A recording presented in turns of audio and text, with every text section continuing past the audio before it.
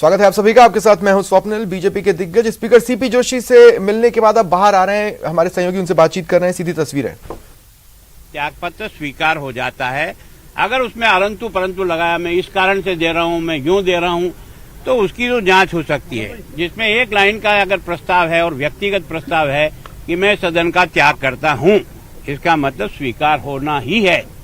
लेकिन उसको भी एक लंबी प्रक्रिया में, क्योंकि निर्णय तो अध्यक्ष के द्वारा ही होता है, उस निर्णय को इतना लंबा डालने से राजस्थान में अराजकता की स्थिति बनी हुई है।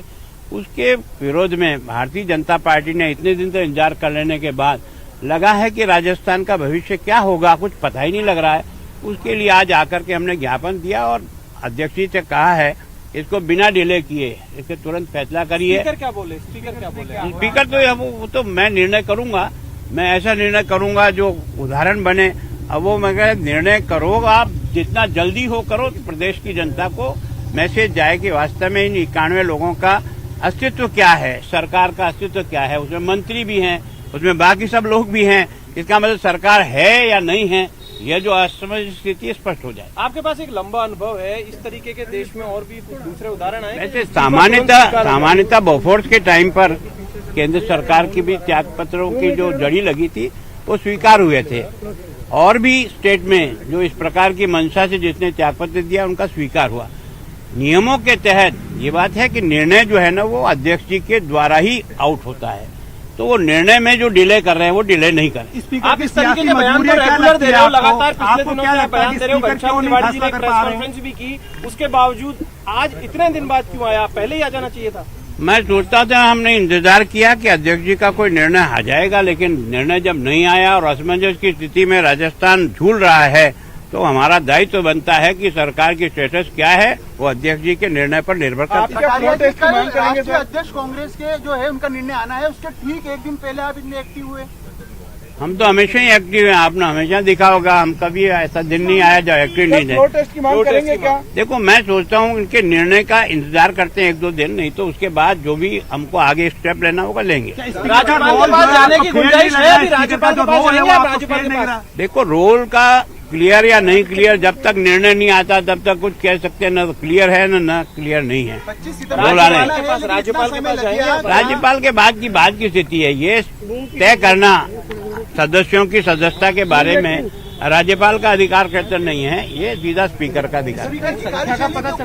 लोगों ने इस्तीफा दिया। स्पीकर साहब की कार्यशैली को लेकर क्या कहेंगे? क्या कुछ संदेह है जो आपको आना पड़ा यहाँ तक? संदेह नहीं है, पर कानून की पालना कराना और कानून के लिए दबाव बना करके उसको निर्णय कराना, ये हमारा धर्म है जिसका हमने पालन किया है।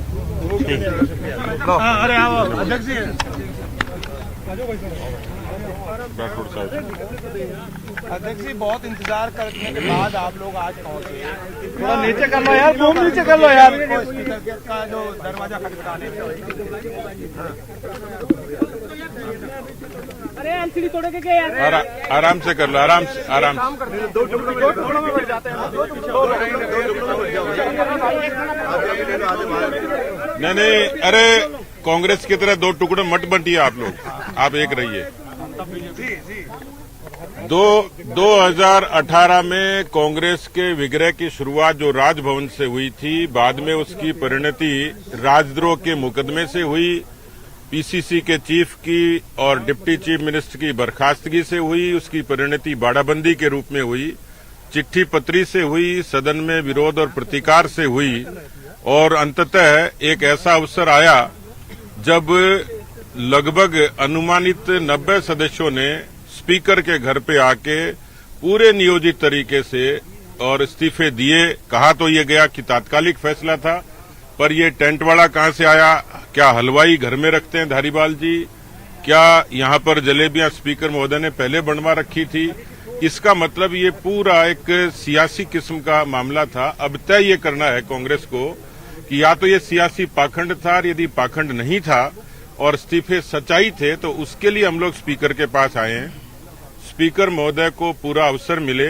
उन्होंने भी कहा था कि मुझे, क्योंकि संवैधानिक मसला है, इसके लिए दूसरे प्रदेशों की मिसाल, देश की मिसाल, उसके बारे में अध्ययन करना, तो 2 हफ्ते का एक पर्याप्त समय उनको मिला था। और जब ये समय हो गया तब हमने उनके दरवाजे पर गुहार लगाई है कि राजस्थान में ये पता लगे कि सरकार कौन चला रहा है, क्योंकि वो बंगला सरकारी लिए हुए हैं, खाट सरकारी तोड़ रहे हैं, गाड़ी सरकारी तोड़ रहे हैं, रोटियां सरकारी तोड़ रहे हैं, कलम सरकारी चला रहे हैं, तबादले सरकारी कर रहे हैं।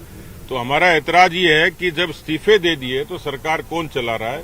तो राजस्थान की जनता ये जानना चाहती है विपक्ष के द्वारा कि राजस्थान में जो संवैधानिक मशीनरी का जो फेल्योर हुआ है, अब स्पीकर साहब को ये तय करना है कि उस पर वो क्या निर्णय लेते हैं।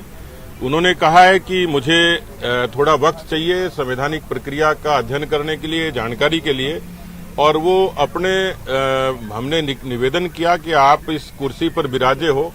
लोकतंत्र की ये सर्वोच्च कुर्सी है जो सदन के सदस्यों के प्रति आपको अधिकार देती है, और इस लिहाज से राजस्थान की जनता उत्सुक भी है और राजस्थान की जनता को भरोसा है कि आप कांग्रेस के इस पाखंड के विपरीत योग्य निर्णय लेंगे। ये बात उनकी ठीक है कि हम उनको डिक्टेट नहीं कर सकते। हमने तो उनसे अपने संवैधानिक अधिकारों की बात की, उनसे एक निवेदन और आग्रह और गुहार लगाई है। तो देखते हैं कि उनका निर्णय क्या होता है। उनका निर्णय जैसा भी आता है उसके बाद पार्टी और पार्टी का विधायक दल इसके बारे में आगे के भविष्य के स्टेप के बारे में चर्चा करके निर्णय लेगा। क्या फ्लोर टेस्ट की आप मांग करेंगे अगर सदन में जाएंगे तो? देखिए, अभी तो स्पीकर से मिले, स्पीकर महोदय का निर्णय क्या आता है उस पर डिपेंड करता है। आप मानते हैं कि अल्पमत में सरकार अभी? देखिए, सरकार तो दिख रही है अल्पमत में, सरकार बटी हुई भी है, और सरकार का एक धड़ा, यानी कि यदि आप बहुमत से फैसला करते हैं तो सरकार 20 लोग तो चला नहीं रहे हैं, क्योंकि 90 लोग, जो उन्होंने कहा कि 102 का बहुमत हमारे साथ में है, तो 91 लोग, जैसे कहा जाता है 90-91 लोगों ने इस्तीफा दिया है, तो इतने बड़ी तादाद में सरकार अल्पमत में आई जाती है। 90 ने दिया, 91 में दिया, एग्जैक्ट फिगर नहीं, लेकिन 90-91 बताते हैं। धन्यवाद। राठौर साहब, क्या मांग करी आपने? देखिए, त्याग पत्र की नोटंकी करने के बाद स्थानांतरण उद्योग को बड़ी बेखूबी से सरकार के वो मंत्री चला रहे हैं जिन्होंने विधायक के रूप में त्याग पत्र दिया। ये दोहरा मापदंड क्यों? हमने विधानसभा अध्यक्ष जी को कहा है, स्वेच्छा से जिन्होंने त्याग पत्र सौंपा, विधानसभा के नियम और प्रक्रियाओं के नियम 173(2) के तहत आपके पास ये विवेक तो है कि आप अपने विवेक का इस्तेमाल करके सुनिश्चित करें कि वो स्वेच्छा से था या नहीं था। या तो आप उनको नोटिस देकर पूछें, और या वो नौटंकी जिन्होंने की वो राजस्थान के अवाम से माफी मांगे। ये दोनों काम नहीं हो सकते कि आप मंत्री के रूप में ट्रांसफर में चांदी भी कूट रहे हो और आप सत्तारूढ़ दल के विधायक के रूप में जिला कमेटियों में भी जा रहे हो और त्यागपत्र का नौटंकी भी कर रहे हो। क्यों नहीं कहते कि हमने त्यागपत्र गलती से दे दिया, इसलिए हम आज इनके पास आए हैं। और मैं समझता हूं कि जिन्होंने आलाकमान को, अपनी आलाकमान को ललकारा, अब वो बैकफुट पर है। हम मजबूर करेंगे कि राजस्थान की जनता से वो माफी मांगे और निर्णय करें। मैं धन्यवाद देना चाहूंगा विधानसभा अध्यक्ष जी ने कहा कि मैं ऐसा निर्णय दूंगा जो हिंदुस्तान के संसदीय इतिहास के अंदर उस निर्णय की कोई नजीर बनेगी। दिलीप